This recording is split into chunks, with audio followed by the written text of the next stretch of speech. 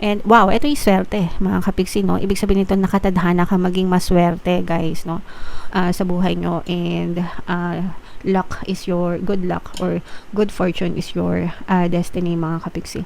So, i-mind nyo na yung mga swerte na yan, guys. Mine, swerte, mine, good luck, mine, good fortune. Okay? I-comment nyo na yan sa comment section. And para swertein kayo, guys, mas lagi lang kayong mag-affirm, no? Kasi yung affirmations na sinashare ko nga palagi is swerte ako, swerte ako, swerte ako, swerte ako sa lahat ng aspeto ng buhay ko. And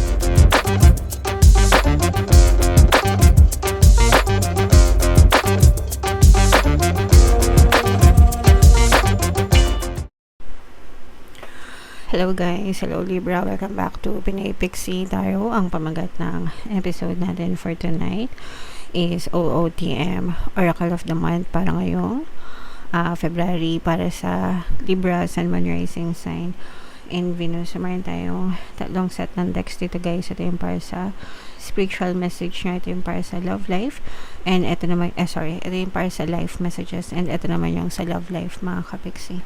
So, unahin natin yung spiritual message, guys. Kung ano na lang yung makaresonate, guys. Take that message kasi hindi lahat ng mensahe ay nagre-resonate sa inyo, mga kapiksi. Notice the blessings. Ayan yung sinasabi ko sa inyo palagi, guys, no?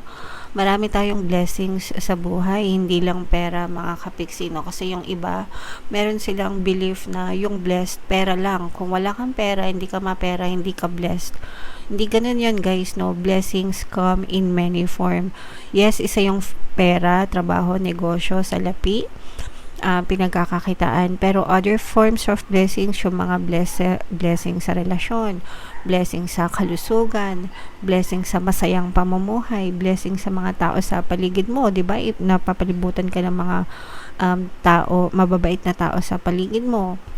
Those are forms of blessings, no? The fact na humihinga ka pa sa paggising mo sa umaga, you are already blessed. The fact na may natutulugan ka, you are already blessed, mga kapiksi. That's more than enough para maging grateful kayo, para maging mapagpasalamat kayo, no? Kasi the more na grateful kayo, the more na yung iba kasi, guys, we tend to ignore it. Kumbaga parang hindi natin pinapansin. Natitake for granted natin, hindi natin siya kinakount as blessings, no? So, imbes na magpasalamat, ang nangyayari is nagre-reklamo. And the more na nagre-reklamo kayo, guys, the more na hinaharangan nyo yung more blessings na papasok sa buhay nyo. Pero, if na-appreciate nyo, if nagpapasalamat kayo sa lahat ng blessings, the universe will give you more blessings for you to enjoy, guys. Okay? So, kaya nga, notice the blessings, guys. As in, lahat dapat pinagpapasalamat natin, mga kapiksi. Ayan, no? So, gratitude puts us in a position of having instead of wanting, thanking rather than complaining. Diba? Magpasalamat imbis na magreklamo, mga kapiksi. When we focus on what we already have and take stock of our blessings, we get more blessings. Diba? Yan yung paulit-ulit kong sinasabi sa inyo, guys, no? Hindi ako magsasawa dyan. What are you grateful for? Share it with yourself and others. Diba? So, when you put gratitude in your heart, guys, no, as in kapag talagang nagpapasalamat kayo, kaya nga palagi ko kayong nire-remind every single reading na naririnig nyo dito sa ating channel, always be grateful for all your blessings, kasi the more na grateful kayo, guys, the more na pinapapasok nyo yung abundant of blessings, masaganang blessings, pagpapala sa buhay nyo. So please don't take it for granted yung mga meron kayo, no? Imbis na magreklamo kayo sa buhay, guys, magpasalamat kayo, mga kapiksi. Alright? Okay. So, yeah. Nahahype ako eh. Nahahype ako, kumukulo yung dugo ko kapag mga ganyang usapin. Kasi marami talagang mga ungrateful na tao, no? Na Imbis na magpasalamat, puro reklamo. Anyway, ito naman yung mga live messages natin, guys. So, habang sinashuffle ko to, panoorin nyo muna yung video natin regarding sa ating paano mag-manifest ng abundance video course. Kapiksi, sawa ka na ba sa mga struggles at hirap sa buhay mo? Masipag ka ba at masikap sa buhay ngunit hindi ka pa rin umaasenso? Ilang beses ka na bang nag-attempt mag-negosyo at mag-invest pero palagi ka pa rin nalulugi? Sa pagkakataon na ito ay maaaring may subconscious beliefs ka na nagiging balakid sa iyong pag-unlad at pagyaman. Introducing, paano mag-manifest ng abundance video course. Dito ay matututunan mong ma-overcome ang mga balakid mo para tuluyan ka ng umunlad, umasenso, sumagana, maging matagumpay, successful at maswerte sa iyong kabuhayan, pera, trabaho, negosyo, salapi at kaperahan ng bonggang-bongga. Dali, mag-send na ng email sa pinoypixitarot@gmail.com at simulan na ang iyong pagyaman ngayon. Alright, so sa lahat ng gusto mag-avail ng course, guys, meron tayong paano mag-manifest ng abundance video course, paano mawala ang third party at magkaroon ng harmonious na relationship, paano pabalikin si ex or vice breakup. Sa mga interesado, guys, mag-send lang kayo ng email sa pinoypixitarot@gmail.com. And sa mga naghahanap ng pampaswerte, guys, sa Venturin tsaka Citrine yung recommended ko, may makita kayong mga link sa description box. So, ito yung mga live messages para sa inyo. Napakaganda, guys. Unang-una, we have happy, no? Happiness is a choice, mga kapiksid. Sa iyo nakasalalay. Ikaw yung susi ng ikasisiya mo sa buhay, guys. So, kung mapapansin mo, ikaw yan. And nakatuntong ka dito. Ito, kung mapapansin mo to, may keyhole yan. Keyhole. Pag sinabing keyhole, susian. No? Diyan magpapasok yung susi. And ikaw ang susi, no? Para sa iyong kaligayahan. Kaya nga sabi natin na happiness is a choice. Choice mo na maging masaya, choice mo na maging malungkot, choice mo na umiyak, choice mo na tumawa sa buhay mo, sa lahat ng nangyayari. Depende on how you perceive things. Depende kung paano mo siya titingnan, mga kapiksi, no?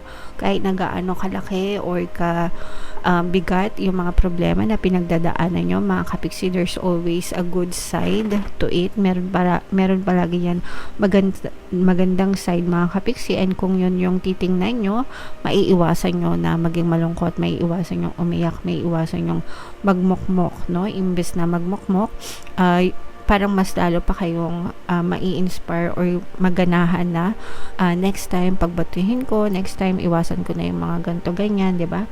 Para mas maging maganda, mas maging maayos yung buhay nyo and mas maging masaya din kayo, mga kapiksi. So happiness really depends on us. Sa atin talaga nakasalalay ang kaligayahan. There are some people na kahit na magagara yung buhay nila, 'di ba? Nasa kanila ng lahat pagdating sa kayamanan pero hindi pa rin sila masaya. That's because of their perception, mga kapiksi. Meron namang ibang tao na kahit payak lang or simple lang yung pamumuhay, they can find happiness in everything. So again, sa iyo nakasalalay yung kaligayahan mo. Ikaw ang susi ng kaligayahan mo. Alright? And wow, ito yung swerte, mga kapiksi, no? Ibig sabihin nito, nakatadhana ka maging maswerte, guys, no? Sa buhay nyo. And luck is your good luck or good fortune is your destiny, mga kapiksi. So i-mind nyo na yung mga swerte na yan, guys. Mind swerte, mind good luck, mind good fortune. Okay? I-comment nyo na yan sa comment section. And para swertehin kayo, guys, mas lagi lang kayong mag-affirm, no? Kasi yung affirmations na sinashare ko nga palagi is swerte ako, swerte ako, swerte ako, swerte ako sa lahat ng aspeto ng buhay ko. And the more na sinashare ko sa inyo yung mga affirmations na yan, guys, sobrang dami ko swerte na na-experience, especially last year, mga kapiksi, no? As in, meron pa nga nag-comment sa akin na bakit daw God's favorite ako, no? Favorite daw ako ni God dahil sa sobrang swerte ko, even sila hindi makapaniwala. So that's yan, sinishare ko yan sa personal account ko, mga kapiksi. So yeah, swerte kayo, guys, swerte kayo. I-comment nyo yung chant na yan, guys. Swerte ako sa lahat ng aspeto ng buhay ko. Actually, guys, yung mga pampaswerte subliminals natin, naka-embed yung mga affirmations niyan. So, pwede kayo makinig ng mga pampaswerte subliminals natin para talagang swertehin kayo, mga kapiksi. Okay? Alright. So, comment down below. I-mind nyo na tong happiness na to, itong mga blessings na to, itong mga Swerte na yan guys. I-main-main nyo na sa comment section mga kapiksi. So ito naman yung ating love message or love advice. By the way guys, coming soon na yung ating money shaker jar. Ipopost ko dito sa YouTube at saka sa Facebook. Konting-konting prep na lang yung inaayos ko. Ready na tayo mag-live dyan. Mga kapiksi, antayin nyo guys. So ito yung mga love life messages para sa inyo mga kapiksi. So unahin natin ito guys. Tingnan natin kung ano ibig sabihin nito. Reflection, give each other some space at the moment. Trust and have faith that all will work out for the best. So ito guys, applicable to dun sa mga kapiksi natin na medyo nagkakalabuan, nagkakaroon ng problema sa relasyon, nagkakaroon ng misunderstanding, tampuhan guys. So it's about time na mag-reflect kayo sa mga actions nyo, sa mga nangyayari sa relationship nyo, makakatulong yung pagkakaroon ng space mga kapiksi, no, para ma-realize nyo yung dalawa kung ano talaga yung para sa inyo mga kapiksi, okay? Minsan kasi kapag mainit yung sitwasyon, masyadong tense, no, tapos pinipilit nating ayusin, minsan mas lalo pang nagkakalabo-labo, mas lalo pang nagkakaaway-away, di ba? So minsan talaga kailangan talaga ng space para makahinga-hinga yung bawat isa mga kapiksi, and magdasal lang kayo, magtiwala kayo na magiging okay din ang lahat para sa inyo. So yung pakikinig ng subliminal guys, let's say for example, no contact kayo, di kayo nag-uusap, just listen to my subliminals, mga relationship subliminals natin para kumalma kayo, di ba? Matutulungan yan para kumalma kayo, especially yung ating Ho'oponopono subliminal guys, and at the same time kumakalma na kayo, nakatulong pa yung mga affirmations na yun para sa pagkakaroon ng magandang resulta sa relationship. Kapag nakikinig kayo ng subliminal guys, iwasan yung manega, no, kasi kinakancel lang ng kanagahan nyo yung mga affirmations sa subliminals. So it's very important na kumalma and maging positibo and magtiwala na magiging ma-okay din ang lahat sa relationship, okay? Syempre sabayan ng dasal mga kapiksi. And ito naman, ayan, parehas ng message guys. It is important right now to take a step back and spend some time alone instead of placing your focus on another. Now is the time to give to yourself. So ito guys, diba, give each other some space and focus on yourself. Yun talaga yung importante guys kapag ka nagkakalabuan, nagkakaroon ng mga disconnect, emotional gaps, ganyan.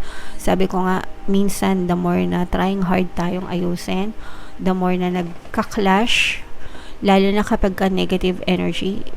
Make sure guys na kapag gumagawa kayo ng isang action sa buhay nyo, is you are tuned in to the positive energy mga kapiksi, kasi kapag negative yung energy nyo tapos pinipilit nyong ayusin, negative din yung magiging resulta nun guys. Hindi kayo pwedeng mag-expect ng positive result kung negative ang energy nyo. Kaya importante na you give each other space, mag-focus muna kayo sa sarili nyo, ayusin nyo muna yung energy nyo mga kapiksi. Kapag okay na kayo, kalmado na kayo and you feel positive, then you can go back and fix yung mga problema kasi kalmado na kayo. Mas malaki yung chance na maayos siya mga kapiksi, okay? Alright, so step back muna, focus muna sa sarili guys. So, yan yung mga mensahe sa inyo. Guys, comment down below if naka-resonate kayo. And kung sang message ba kayo naka-resonate mga kapiksi, dito ba sa spiritual, dito ba sa life, or dito ba sa love life mga kapiksi. Ito yung ating 2026 kapalaran guys. Ito naman yung ating success stories ng paano mag-manifest ng abundance video course. Click here to subscribe guys. Thank you for liking, sharing, and subscribing. See you next time. I love you all. Have a nice day. Bye-bye.